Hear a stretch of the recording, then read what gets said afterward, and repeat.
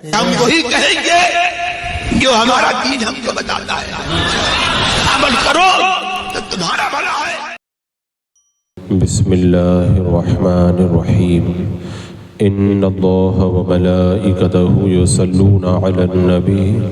یا ایہا الذین آمنوا صلوا علیہ وسلموا تسلیما اللہم صل علی سیدنا وشفیعنا وحبیبنا ومولانا محمد وبارک وسلم صلاۃ وسلاما علیک یا رسول اللہ صلی اللہ تعالی علیہ وسلم۔ پہلے پارے کی تفسیر میں نے حضرت آدم علیہ السلام کی مقدس زندگی کے بارے میں بتایا تھا، لیکن ان باتوں کو 13 سال گزر گئے اور اس وقت درس سننے والوں میں سے آدھے لوگ قبر میں چلے گئے اور ایک نئی نسل اب مسجد میں آنے لگی ہے۔ تو میں یہ چاہوں گا کہ آج کی اس محفل میں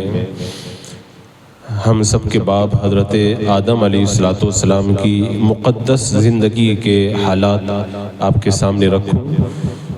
حضرت آدم علیہ السلام یہ سب سے پہلے انسان ہیں اور تمام انسانوں کے باپ ہیں، اسی لیے آپ کو ابو البشر کہتے ہیں، یعنی سارے انسانوں کے باپ۔ اللہ تبارک و تعالیٰ نے حضرت آدم علیہ السلام کو اپنے دستے قدرت سے بنایا اور اپنی طرف سے ایک خاص روح ان کے اندر پھونکی۔ اب حضرت آدم علیہ السلام کی تخلیق کا جو مرحلہ ہے اس کو اللہ تبارک و تعالیٰ نے قرآن مقدس میں بیان فرمایا کہ سب سے پہلے اللہ تبارک و تعالیٰ نے فرشتوں سے ارشاد فرمایا وَإِذْ قَالَ رَبُّكَ لِلْمَلَائِكَةِ إِنِّي جَاعِلٌ فِي الْأَرْضِ خَلِيفَةً۔ یاد کرو جب تمہارے رب نے فرشتوں سے فرمایا میں زمین میں اپنا نائب بنانے والا ہوں، یعنی حضرت آدم علیہ السلام کو جب پیدا کرنے کا ارادہ کیا تب فرشتوں سے یہ فرمایا۔ اب زمین میں خلیفہ بنانے کی جب بات سنی فرشتوں نے تو اللہ تبارک و تعالیٰ کی بارگاہ میں عرض کیا أَتَجْعَلُ فِيهَا مَنْ يُفْسِدُ فِيهَا وَيَسْفِكُ الدِّمَاءَ وَنَحْنُ نُسَبِّحُ بِحَمْدِكَ وَنُقَدِّسُ لَكَ۔ فرشتوں نے کیا کہا، کیا تو زمین میں اسے نائب بنائے گا جو اس میں فساد پھیلائے گا، خون بہائے گا، حالانکہ ہم تیری حمد کرتے ہوئے تیری تسبیح کرتے ہیں، تیری پاکی بیان کرتے ہیں۔ فرشتوں نے رب کی بارگاہ میں یہ عریضہ پیش کیا کہ اللہ وہ پیدا ہوں گے تو زمین میں ان کی اولاد بہت خون اور خرابہ کرے گی، خون اور فساد کرے گی۔ تو فرشتوں کی اس عرض پر اللہ تعالیٰ نے فرمایا انی اعلم ما لا تعلمون، میں وہ جانتا ہوں جو تم نہیں جانتے ہو۔ اب اللہ تبارک و تعالیٰ نے حضرت آدم علیہ السلام کو پیدا کرنے کا ارادہ کیا تو اچھا فرشتوں نے جو یہ کہا تھا اس کے اندر بھی ایک حکمت تھی، اور اللہ تبارک و تعالیٰ نے جو ارشاد فرمایا جو میں جانتا ہوں وہ تم نہیں جانتے، کیونکہ فرشتے تخلیق آدم کی حکمت دریافت کر رہے تھے۔ تو اب اس کے بعد میں جب اللہ تعالیٰ نے حضرت آدم علیہ السلام کو پیدا کرنے کا ارادہ کیا تو زمین سے ایک مٹھی مٹی لی گئی، پھر اس مٹی کو مختلف پانیوں کے اندر گوندا گیا یہاں تک کہ وہ مٹی گارا بن گئی اور چپکنے لگی، پھر وہ گارا سیاہ ہو گیا، اس کے اندر بو پیدا ہو گئی، پھر اس سیاہ رنگ اور بو والی مٹی سے انسان کی صورت بنائی گئی۔ جب وہ سوکھ کر کے خشک ہو گئی تو اس میں سے جب ہوا نکلتی تھی تو بجتی تھی اور آواز آتی تھی۔ یہ تمام وہ باتیں ہیں جس کو اللہ تعالیٰ نے قرآن پاک میں ارشاد فرمایا، جیسا کہ ارشاد فرمایا کہ وَلَقَدْ خَلَقْنَا الْإِنسَانَ مِنْ سُلَالَةٍ مِّن طِينٍ، بے شک ہم نے انسان کو چنی ہوئی مٹی سے بنایا۔ اور ایک جگہ فرمایا إِنَّا خَلَقْنَاكُم مِّن طِينٍ لَازِبٍ، بے شک ہم نے انسان کو چپکنے والی مٹی سے بنایا۔ اور ایک جگہ فرمایا وَلَقَدْ خَلَقْنَا الْإِنسَانَ مِنْ صَلْصَالٍ مِّنْ حَمَإٍ مَّسْنُونٍ، بے شک ہم نے انسان کو خشک بجتی ہوئی مٹی سے بنایا جو ایسے سیاہ گارے کی تھی جس میں بو تھی۔ حضرت عبداللہ ابن مسعود رضی اللہ تعالیٰ عنہ بیان کرتے ہیں کہ فرشتوں سے مشورہ فرمانے کے بعد میں اللہ تبارک و تعالیٰ نے حضرت جبریل علیہ السلام کو زمین کی طرف بھیجا تاکہ وہ زمین سے مٹی لے کر کے آئیں۔ جب آپ زمین پر پہنچے تو زمین نے کہا میں اس سے اللہ تعالیٰ کی پناہ چاہتی ہوں کہ مجھ سے کچھ کم کیا جائے یا میری کوئی چیز خراب کی جائے۔ حضرت جبریل علیہ السلام مٹی لیے بغیر واپس آ گئے اور عرض کی کہ اے میرے رب، زمین نے تیری پناہ طلب کی تو میں نے اسے پناہ دے دی۔ پھر اللہ تبارک و تعالیٰ نے حضرت میکائیل علیہ السلام کو مٹی لینے کے لیے بھیجا تو ان سے بھی زمین نے وہی بات کہی کہ میں اس بات سے اللہ تعالیٰ کی پناہ چاہتی ہوں کہ میری کوئی چیز خراب کی جائے، کیونکہ جو انسان گناہگار ہوگا یا کفر میں مبتلا ہوگا اس کو جہنم میں ڈالا جائے گا۔ تو زمین نے کہا کہ میری کوئی چیز خراب ہو، میں یہ نہیں چاہتی۔ پھر اللہ تبارک و تعالیٰ نے حضرت اسرائیل علیہ السلام کو بھیجا، زمین نے ان سے بھی پناہ طلب کی، اور جب ان سے یہ بات کہی تو حضرت اسرائیل علیہ السلام نے فرمایا میں اس بات سے اللہ تعالیٰ کی پناہ طلب کرتا ہوں کہ اس کے حکم کو نافذ کیے بغیر واپس چلا جاؤں، یعنی میں اللہ کے حکم کا جو حکم ہے اس پر عمل کیے بغیر واپس نہیں جاؤں گا، میں تو مٹی لے کر کے ہی جاؤں گا۔ چنانچہ آپ نے زمین سے مٹی لی۔ اب وہ مٹی کہاں سے لی گئی، کتنی لی گئی، تو اس حوالے سے مفسرین فرماتے ہیں پوری روئے زمین سے الگ الگ کلر کی، الگ الگ صفات کی مٹی، ایک مٹی لی گئی، اور یہی وجہ ہے کہ آج انسانوں کے اندر صورتوں میں فرق ہے، سیرتوں میں فرق ہے، طبیعتوں میں فرق ہے، یعنی مٹی کی جتنی قسمیں اور خاصیتیں تھیں اسی طرح آج انسانوں کے اندر بھی الگ الگ رنگ اور خاصیتیں پائی جاتی ہیں۔ حضرت ابو موسیٰ اشعری رضی اللہ تعالیٰ عنہ بیان کرتے ہیں اللہ کے رسول صلی اللہ تعالیٰ علیہ وسلم نے ارشاد فرمایا اللہ تبارک و تعالیٰ نے حضرت آدم علیہ السلام کو مٹی کی ایک مٹھی سے پیدا کیا جسے تمام روئے زمین سے لیا، چنانچہ اولاد آدم زمین کے اندازے کے مطابق ہوئے، یعنی ان میں سرخ بھی ہیں، سفید بھی ہیں، کالے بھی ہیں، درمیانے بھی ہیں، نرم بھی ہیں، سخت بھی ہیں، خبیث بھی ہیں، پاکیزہ بھی ہیں، یعنی زمین کی مٹی میں جو چیزیں خصوصیتیں کلر وغیرہ تھے آج اولاد آدم کے اندر وہ چیزیں پائی جاتی ہیں۔ حضرت آدم علیہ السلام کی مٹی کو مکہ شریف اور طائف کے بیچ میں ایک جگہ ہے مقام نعمان، وہاں پر رکھا گیا، اور مختلف مراحل سے گزارنے کے بعد میں جب اس مٹی میں انسانی صورت قبول کرنے کی صلاحیت پیدا ہو گئی تو اسے جنت میں لے جایا گیا اور وہیں پر حضرت آدم علیہ السلام کی صورت بنائی گئی۔ ایک روایت میں یہ ہے کہ حضرت آدم علیہ السلام کی مبارک صورت زمین پہ بنائی گئی، اس کے بعد میں اسے جنت کے اندر لے جایا گیا اور وہاں پہ ان کے اندر روح ڈالی گئی۔ اللہ تبارک و تعالیٰ نے حضرت آدم علیہ السلام کو جب پیدا فرمایا تو اس کے بعد کا جو مرحلہ ہے، یعنی فرشتوں کو حکم دیا گیا کہ حضرت آدم علیہ السلام کو سجدہ کرو، وہ آتا ہے۔ اچھا، یہاں پر ایک چیز یہ بھی ہے کہ حضرت آدم علیہ السلام جب پیدا ہوئے تو ایسا نہیں ہے کہ چھوٹے بچے تھے پھر دھیرے دھیرے بڑے ہوئے، نہیں، بلکہ وہ پیدا ہوتے ہی ان کی لمبائی 60 گز تھی، یعنی اتنی لمبائی کے اندر وہ پیدا کیے گئے۔ دوسرے انسانوں کی طرح نہیں کہ پہلے چھوٹے پیدا ہوتے ہیں پھر بڑھتے رہتے ہیں، کیونکہ حضرت آدم علیہ السلام کی پیدائش ماں باپ سے نہیں ہوئی تھی، اس لیے چھوٹا پیدا کرنے کی کوئی حاجت بھی نہیں تھی۔ آپ جب پیدا ہوئے تو اسی وقت آپ کا یہ قد اتنا لمبا تھا، اور حدیث پاک میں آتا ہے کہ جو بھی جنت میں جائے گا وہ حضرت آدم علیہ السلام کی صورت پر ہوگا اور اس کا قد بھی 60 گز کا ہوگا۔ پھر حضرت آدم علیہ السلام کے بعد میں اب تک مخلوق کا قد دھیرے دھیرے کم ہوتا رہا۔ آج ہمارا قد بڑا چھوٹا ہے، آپ 200 سال پیچھے چلے جائیں، پھر 400 سال پیچھے چلے جائیں، قد لوگوں کے بڑے لمبے ہوتے تھے۔ آپ پرانی قبروں کو دیکھیں، 1000 سال پرانی قبر دیکھیں، 2000 سال پرانی، آپ کو لگے گا کہ بڑی لمبی لمبی قبریں ہوتی تھی۔ اب جیسے جیسے زمانہ گزرتا گیا اب قد چھوٹا ہوتا چلا گیا۔ اب آج کل تو قد بڑھانے کے لیے بڑی دوائیں چل گئی ہیں، لیکن کتنی بھی دوائیں کھا لیں وہ قد تو ہونے والا نہیں ہے۔ جنت میں جائیں گے تو انشاءاللہ ہمارا قد وہی ہوگا جو حضرت آدم علیہ السلام کو اللہ تعالیٰ نے عطا فرمایا تھا۔ حضرت انس بیان کرتے ہیں کہ اللہ کے رسول صلی اللہ تعالیٰ علیہ وسلم نے ارشاد فرمایا، جب اللہ تبارک و تعالیٰ نے حضرت آدم علیہ السلام کی جنت میں صورت بنائی اور جب تک انہیں چاہا اس حالت میں رکھا، ابلیس ان کے پاس گیا۔ اس وقت ابلیس جو ہے وہ مردود نہیں ہوا تھا، وہ اللہ تبارک و تعالیٰ کی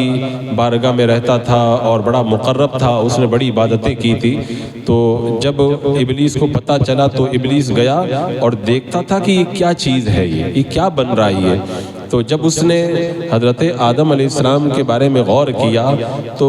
اس نے خالی پیٹ دیکھا تو وہ سمجھ گیا کہ یہ ایسی مخلوق پیدا کی گئی ہے جو اپنے قابو میں نہیں رہے گی۔ یعنی قابو میں نہیں رہنے کا مطلب یہ ہے کہ یہ مخلوق شہوت غصہ کے وقت میں اپنے نفس پر قابو نہیں رکھ سکے گی اور شیطانی وسوسے آسانی سے دور نہیں کر پائے گی۔ تو ابلیس چونکہ تھا تو بڑا زبردست عالم تھا، بہت زبردست علم تھا اس کے پاس میں۔ انشاءاللہ آگے جب بات آئے گی ابلیس کے بارے میں تو میں ابلیس کے حالات بھی تفصیل سے بتاؤں گا۔ تو اسے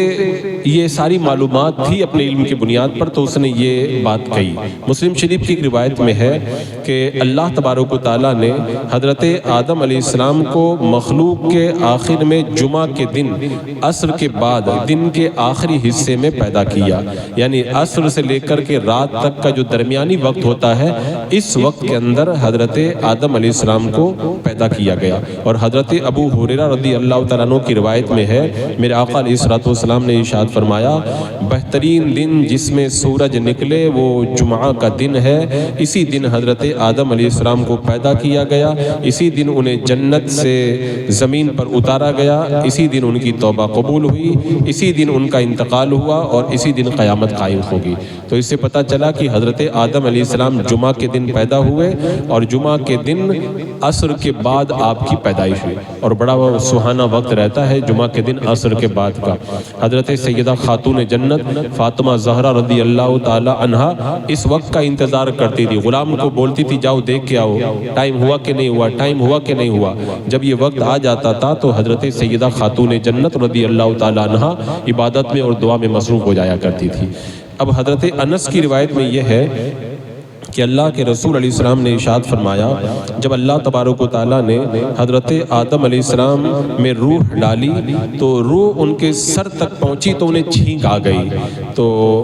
آپ نے کہا کہ الحمدللہ رب العالمین۔ اب حضرت ابو ہریرہ کہتے ہیں کہ اللہ کے رسول علیہ السلام نے فرمایا، جب اللہ تعالیٰ نے حضرت آدم علیہ السلام کو پیدا کیا تو فرمایا جاؤ ان لوگوں پر سلام کرو، یعنی فرشتوں کے پاس جاؤ، جا کر کے ان کو سلام کرو۔ اب فرشتوں کی ایک جماعت بیٹھی ہوئی تھی تو گئے حضرت آدم علیہ السلام اور جا کر کے کہا السلام علیکم، تو رب نے فرمایا تھا کہ غور سے سننا، وہ جو جواب دیں گے وہی تمہارا اور تمہاری اولاد کا سلام ہوگا۔ تو جب فرشتوں نے حضرت آدم علیہ السلام سے السلام علیکم سنا تو انہوں نے جواب میں کہا السلام علیکہ ورحمۃ اللہ، یعنی انہوں نے رحمت اللہ بڑھا دیا۔ اور دوسری روایت میں یہ ہے کہ انہوں نے یہ کہا تھا علیکہ السلام ورحمۃ اللہ، تو اللہ تعالیٰ نے ارشاد فرمایا کہ یہ تمہارا اور تمہاری اولاد کا آپس میں سلام ہے۔ ایک بندہ کہے گا السلام علیکم تو دوسرا کہے گا وعلیکم السلام ورحمۃ اللہ وبرکاتہ۔ اب حضرت آدم علیہ السلام جب پیدا ہوئے تو اللہ تبارک و تعالیٰ نے حضرت آدم علیہ السلام کے سامنے تمام چیزوں کو پیش کیا اور بطور الہام تمام چیزوں کے نام بھی بتائے، ان کی صفتیں بھی بتائی، ان کی خصوصیتیں بھی بتائیں، تمام جو بھی پیشے ہیں سب سکھا دیے۔ یعنی کائنات میں جو علوم اللہ تبارک و تعالیٰ نے اسماء کے جو تھے ناموں کے بارے میں وہ حضرت آدم علیہ السلام کو دے دیے۔ اب یہ ہو گیا تو یہ تمام چیزیں فرشتوں کے سامنے پیش کی اور فرمایا کہ اگر تم اپنے خیال میں سچے ہو کہ تم سے زیادہ علم والی کوئی مخلوق نہیں اور خلافت کے تم ہی مستحق ہو تو پھر ان چیزوں کے نام تم بتاؤ۔ پہلے حضرت آدم علیہ السلام سے پوچھا، انہوں نے نام بتا دیے، اس کے بعد میں فرشتوں سے پوچھا تو اسی کو اللہ تعالیٰ ارشاد فرماتا ہے وَعَلَّمَ آدَمَ الْأَسْمَاءَ كُلَّهَا ثُمَّ عَرَضَهُمْ عَلَى الْمَلَائِكَةِ، اللہ تعالیٰ نے آدم کو تمام چیزوں کے نام سکھائے، پھر ان سب اشیاء کو فرشتوں کے سامنے پیش کیا. کیا کہا؟ فقال انبئونی باسماء ہؤلاء ان کنتم صادقین. فرمایا اگر تم سچے ہو تو ان کے نام بتاؤ. فرشتے علم والے تھے لیکن اللہ تعالیٰ نے انہیں اسما کا علم نہیں دیا تھا، اس لیے وہ نام نہ بتا سکے اور اپنی عاجزی کا اعتراف کرتے ہوئے کہنے لگے سبحانک لا علم لنا الا ما علمتنا انک انت العلیم الحکیم. اے اللہ تو پاک ہے، ہمیں تو صرف اتنا ہی علم ہے جتنا تو نے ہمیں سکھا دیا، بے شک تو ہی علم والا حکمت والا ہے. اب فرشتوں نے جب اعتراف کر لیا کہ اللہ ہمیں اس کا علم نہیں ہے تو اللہ تعالیٰ نے حضرت آدم علیہ السلام سے کہا کہ اے آدم تم فرشتوں کو ان چیزوں کے نام بتاؤ. چنانچہ حضرت آدم علیہ السلام نے ہر چیز کا نام بتایا، ان کی حکمت بتائی، سب کچھ بتایا. اور پھر اللہ تعالیٰ نے فرشتوں سے فرمایا الم اقل لکم انی اعلم غیب السماوات والارض واعلم ما تبدون ما کنتم تکتمون. فرشتوں نے کہا تھا نا پہلے کہ اللہ تو ایسے کو بنائے گا جو زمین میں فساد مچائیں گے، تو اللہ تعالیٰ نے فرمایا میں نے تمہیں نہ کہا تھا میں آسمانوں اور زمین کی تمام چھپی چیزوں کو جانتا ہوں. اب حضرت آدم علیہ السلام کی جب تخلیق ہوئی، ایک بات یہاں پر یہ بھی یاد رکھیں کہ حضرت آدم علیہ السلام کو جب اتنے علم دیے گئے اور حضرت آدم علیہ السلام کو جتنے علم ملے وہ علم مصطفیٰ کا صدقہ ہے، تو میرے آقا صلی اللہ تعالیٰ علیہ وسلم کو اللہ نے کتنے علوم عطا کیے اس کا کوئی اندازہ نہیں لگا سکتا ہے. اور حضرت آدم علیہ السلام کے جب روح پھونکی گئی تو اس کے بعد میں جب حضرت آدم علیہ السلام کی فضیلت فرشتوں کے سامنے ظاہر ہو گئی تو اللہ تعالیٰ نے حکم دیا فرشتوں کو کہ آدم کو سجدہ کرو. تو سب نے تو سجدہ کیا لیکن ابلیس نے سجدہ نہ کیا اور تکبر کے طور پر یہ سمجھتا رہا کہ میں تو ان سے افضل ہوں، میں ان کو سجدہ کیوں کروں.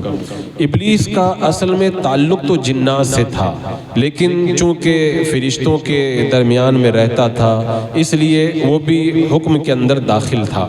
تو جب اس نے سجدہ نہیں کیا اللہ تعالیٰ نے فرمایا ما منعک اللہ تسجد اذ امرتک، کہ جب میں نے تجھے حکم دیا تو تو نے سجدہ کرنے سے تجھے کس چیز نے روکا. اب اس نے سجدہ نہیں کیا تو اللہ تعالیٰ نے جب اس سے پوچھا کہ ابلیس تو نے سجدہ کیوں نہیں کیا، تو جواب کے اندر ابلیس کیا کہتا ہے؟ ابلیس نے جواب دیتے ہوئے کہا تو نے مجھے آگ سے بنایا، آدم کو مٹی سے پیدا کیا، آگ مٹی سے افضل ہوتی ہے اس لیے میں آدم سے افضل ہوں، میری شان کے لائق نہیں ہے کہ مٹی سے بنے ہوئے آدم کو میں سجدہ کروں. یعنی تکبر کیا، اکھڑ گیا اور وہ اس کی اکڑ اس کو لے ڈوبی. ابلیس حالانکہ ہزاروں سال کا عابد تھا، فرشتوں کا استاد ہونے کا وہ منصب رکھتا تھا، لیکن جب اس نے سجدہ کرنے سے انکار کیا تو اللہ تعالیٰ کی بارگاہ سے مردود اور ذلیل کر کے اس کو نکال دیا گیا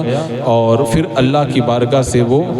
مردود قرار دیا گیا اور اللہ تعالیٰ نے ارشاد فرما دیا کہ یہاں سے تو نکل جا. اب جب وہ مردود ہوا تو کیا کہہ رہا ہے؟ مردود ہونے پر ابلیس نے اللہ تبارک و تعالیٰ کی بارگاہ میں یہ عرض کیا کہ اللہ مجھے قیامت تک مہلت دے دے. اس نے کہا انظرنی الی یوم یبعثون، مجھے تو اس دن تک مہلت دے دے جس میں لوگ اٹھائے جائیں گے. تو اللہ تبارک و تعالیٰ سے اس نے مہلت مانگی اور اپنے برے ارادے کا اظہار بھی کیا کہ کیوں مہلت مانگ رہا ہوں. اس نے کیا کہا اگر تو نے قیامت تک مجھے مہلت دی تو میں ضرور اپنی ذلت کا انتقام لوں گا اور آدم کی تمام اولاد کی گمراہی جس کی مقدر ہو چکی ہے اس کو گمراہی کی چکی میں پیس کر کے رکھ دوں گا، اور جسے تو نے میرے اوپر معجز بنایا ہے میں ان کی اولاد کے ساتھ میں مکر و فریب کروں گا، گمراہی کا جال بچھاؤں گا. ابلیس نے اپنا جو ارادہ تھا اس کو ظاہر کر دیا. رب نے فرمایا یہاں سے نکل جا، تو وسوسے ڈال، گناہ کی طرف بلا، جسے تو رائے ہدایت سے پھسلا سکتا ہے پھسلا دے. اللہ تعالیٰ نے فرمایا تجھے مہلت دے دی گئی ہے، جا تیرے لیے مہلت ہے. اب ابلیس مہلت پا کر کے اللہ کی بارگاہ سے جب نکلا رب نے کیا فرمایا قال اخرج منها مذحوما مدحورا، تو یہاں سے ذلیل اور مردود ہو کر نکل جا. اور پھر آگے کیا فرمایا لمن تبعک منہم لأملأن جہنم منکم اجمعین، بے شک ان میں سے جو تیری پیروی کرے گا تو میں ضرور ان سب سے جہنم کو بھر دوں گا. اب ابلیس اللہ کی بارگاہ سے نکلا، فرشتوں نے جو سجدہ کیا تھا حضرت آدم علیہ السلام کو، اس کے بارے میں علماء کرام فرماتے ہیں کہ یہ سجدہ اللہ تعالیٰ کے لیے تھا اور حضرت آدم علیہ السلام کی طرف منہ کیا گیا تھا، جیسے ہم نماز میں کعبہ کی طرف منہ کرتے ہیں۔ اور بعض علماء نے فرمایا کہ یہ حضرت آدم علیہ السلام کی تعظیم ہی کے لیے سجدہ کروایا گیا تھا۔ اور یہ سجدہ، اس کی ایک بڑی حکمت علامہ اسماعیل حقی رحمۃ اللہ تعالیٰ نے یہ بیان فرمائی کہ حضرت آدم علیہ السلام کی پیشانی کے اندر نور محمد صلی اللہ تعالیٰ علیہ وسلم تھا، تو اللہ تبارک و تعالیٰ نے اپنے حبیب کے نور کو یہ سجدہ کروایا تھا، کیونکہ آپ کی پیشانی کے اندر یہ نور رکھا ہوا تھا، تو اس نور کی تعظیم کے لیے یہ سجدہ کروایا گیا تھا۔ بہرحال نبی کی تعظیم سے جب انکار کیا تو وہ گستاخ بنا کر کے نکال دیا گیا۔ فرشتوں نے نبی کی تعظیم کی تو اللہ تبارک و تعالیٰ نے انہیں اپنی بارگاہ کا مقرب بنایا۔ اب اس کے بعد میں ابلیس ملعون جنت سے نکلا، حضرت آدم علیہ السلام جنت میں آباد ہو گئے، جنت میں اکیلے چلتے پھرتے تھے، کوئی آپ کا ہم جنس نہیں تھا۔ ایک بار اللہ تبارک و تعالیٰ نے حضرت آدم علیہ السلام پر نیند طاری کر دی، اسی حالت میں آپ کی بائیں پسلی نکال کر اس سے حضرت حوا رضی اللہ تعالیٰ عنہا کو پیدا کیا اور پسلی کی جگہ میں گوشت رکھ دیا۔ تو اس عمل کے دوران حضرت آدم علیہ السلام کو کوئی تکلیف بھی نہیں ہوئی۔ جب حضرت آدم علیہ السلام بیدار ہوئے تو اپنے سر کے پاس ایک خوبصورت خاتون کو بیٹھے ہوئے دیکھا، تو آپ نے پوچھا کہ تو کون ہے؟ اس نے کہا کہ میں عورت ہوں۔ فرمایا تمہیں کیوں پیدا کیا گیا؟ وہ بولی کہ مجھے آپ سکون حاصل کریں اس لیے پیدا کیا گیا۔ فرمایا تمہارا نام کیا ہے؟ کہا میرا نام حوا ہے۔ تو ارشاد فرمایا کہ چونکہ ایک زندہ وجود سے پیدا کی گئی ہے اس لیے ان کو حوا کہتے ہیں۔ اب حضرت آدم علیہ السلام اور حضرت حوا جنت میں دونوں ہوئے، تو حضرت آدم علیہ السلام نے ارادہ کیا کہ حوا کی طرف اپنا ہاتھ بڑھائیں، تو فرشتوں نے کہا اے آدم رک جائیے، پہلے ان کا مہر عطا کیجئے۔ تو آپ نے پوچھا کہ ان کا مہر کیا ہے؟ فرشتوں نے کہا کہ ان کا مہر یہ ہے کہ آپ محمد رسول اللہ صلی اللہ تعالیٰ علیہ وسلم پر 3 بار یا 10 بار درود پاک پڑھیں۔ حضرت آدم علیہ السلام نے درود پاک پڑھا اور فرشتوں کی گواہی سے حضرت حوا کے ساتھ میں آپ کا نکاح ہو گیا، یعنی میرے آقا علیہ السلام کے وسیلے سے حضرت آدم علیہ السلام نے فائدہ اٹھایا۔ حضرت حوا رضی اللہ تعالی عنہا یہ اب حضرت آدم کے ساتھ جنت میں رہنے لگی۔ آپ کی تخلیق بھی بغیر ماں باپ کے ہوئی تھی اور حضرت حوا کی پیدائش بھی جنت میں ہوئی تھی۔ انسانوں میں سب سے پہلی عورت حضرت حوا ہے اور آپ کا نکاح پہلے انسان حضرت آدم علیہ السلام کے ساتھ میں ہوا، وہ بھی جنت میں ہوا، اور آپ کے نکاح کے گواہ فرشتے بنائے گئے تھے۔ یہ اتنا جو ہے وہ پرنور نکاح تھا، اور آپ کا جو مہر ہے وہ میرے آقا علیہ السلام پہ درود پاک پڑھنا متعین کیا گیا۔ حضرت آدم علیہ السلام ابو البشر ہیں، تمام انسانوں کے باپ ہیں، تو آپ ام البشر ہیں، یعنی تمام اولاد آدم کی آپ ماں ہیں۔ اب اللہ تعالیٰ نے جنت میں حضرت آدم علیہ السلام کو ابلیس کے بارے میں متنبع کر دیا اور فرمایا کہ یہ ابلیس تیرا اور تیری بیوی کا دشمن ہے، یہ تم دونوں کو جنت سے نہ نکلوا دے، اگر ایسا ہو گیا تو تم لوگ مشقت میں پڑ جاؤ گے، کیونکہ جب جنت سے نکلو گے تو جنت میں تو آرام سے کھانے کے لیے ملتا ہے، کچھ نہیں کرنا پڑتا، زمین پہ جاؤ گے تو کمانا پڑے گا، کاشتکاری کرنا پڑے گا، بیج بونا پڑے گا، بڑی محنت اور مشقت کرنا پڑے گا، لہٰذا ابلیس سے ہوشیار رہنا۔ اب ابلیس جنت سے نکل کر کے اپنی ذلت و رسوائی کا انتقام لینے کے لیے بےتاب تھا کہ کیسے میں جو ہے وہ اپنی اس ذلت و رسوائی کا انتقام لوں۔ تو اللہ تبارک و تعالیٰ نے حضرت آدم علیہ السلام اور آپ کی بیوی حضرت حوا کو جنت کے اندر رکھا اور کہا جو مرضی آئے وہ کھاؤ پیو، صرف ایک درخت کے پاس میں مت جانا۔ کیا فرمایا؟ وَلَا تَقْرَبَا هَٰذِهِ الشَّجَرَةَ فَتَكُونَ مِنَ الظَّالِمِينَ، اس درخت کے پاس مت جانا ورنہ حد سے بڑھنے والوں میں ہو جاؤ گے۔ حضرت آدم علیہ السلام کو سجدہ نہ کرنے کی وجہ سے شیطان مردود ہوا تھا، اس نے اپنے دل میں حسد اور کینہ پال لیا، انتقام کے لیے پلان بنانے لگا اور سوچ رہا تھا کہ کیسے میں بدلہ لوں۔ حضرت آدم علیہ السلام کو وہ ایک دن وسوسہ ڈالنے میں کامیاب ہو گیا، کہنے لگا اے آدم، کیا میں تمہیں ایسے درخت کے بارے میں بتاؤں جس کا پھل کھانے والے کو دائمی زندگی مل جاتی ہے، اور کیا میں تمہیں ایسی بادشاہت کے متعلق بتاؤں جو کبھی فنا نہیں ہوگی؟ یہ کہہ کر کے شیطان نے اللہ تعالیٰ کی جھوٹی قسم کھا کر کے حضرت آدم علیہ السلام سے کہا اس درخت میں یہ تاثیر ہے کہ اس کا پھل کھانے والا فرشتہ بن جاتا ہے یا ہمیشہ کے لیے زندہ رہتا ہے، اور یہ درخت آپ کھا لو اس کا پھل، پھر آپ کے لیے ہمیشگی ہو جائے گی۔ حضرت آدم علیہ السلام کے دل میں چونکہ اللہ تعالیٰ کے نام کی بڑی عظمت تھی، جب اس نے اللہ کے نام سے قسم کھائی نا تو آپ نے سوچا کہ اللہ کے نام سے کوئی جھوٹ نہیں بولے گا، اور جنت کے اندر اللہ کا قرب تھا۔ حضرت آدم علیہ السلام چاہتے تھے کہ میں جنت میں رہوں، اللہ کے قرب میں رہوں، لہذا پھر حضرت حوا اور حضرت آدم رضی اللہ تعالی عنہ علیہ السلام ان دونوں حضرات نے اس درخت کا پھل کھا لیا۔ حضرت آدم علیہ السلام نے پھل کھانے سے جو منع کیا گیا تھا، اس کو آپ نے خطا اجتہادی کی بنیاد پر کسی اور بات پر محمول کیا، یہ آپ سے خطا اجتہادی ہو گئی۔ بہرحال شیطان کے وسوسہ دلانے پر جب ان دونوں حضرات نے درخت کا پھل کھایا تو ان کے جسم پر جو جنتی لباس تھے وہ لباس اتر گئے، اور ان پر ان کی شرم کی جگہ ظاہر ہو گئی۔ اب وہ سطر کو چھپانے لگے اور جسم کو ڈھانپنے کے لیے جنت کے پتے اپنے اوپر چپکانے لگے۔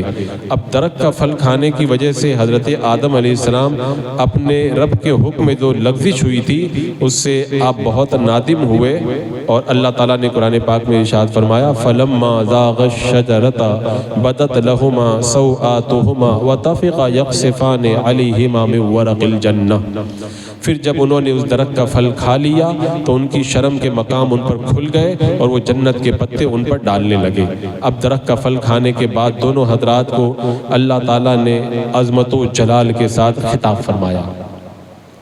أَلَمْ أَنْهَكُمَا عَنْ تِلْكُمَا الشَّجَرَةِ، کیا میں نے تمہیں اس درخت سے منع نہیں کیا تھا؟ وَأَقُلْ لَكُمَا إِنَّ الشَّيْطَانَ لَكُمَا عَدُوٌّ مُبِينٌ، اور میں نے تم سے یہ نہ فرمایا تھا کہ شیطان تمہارا کھلا ہوا دشمن ہے۔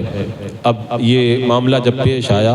حضرت آدم علیہ السلام سے جو کچھ ہوا، اگرچہ وہ معصیت نہیں تھی لیکن اس کے باوجود آپ پر عتاب کیا گیا، اس لیے کہ عام لوگوں کی نیکیاں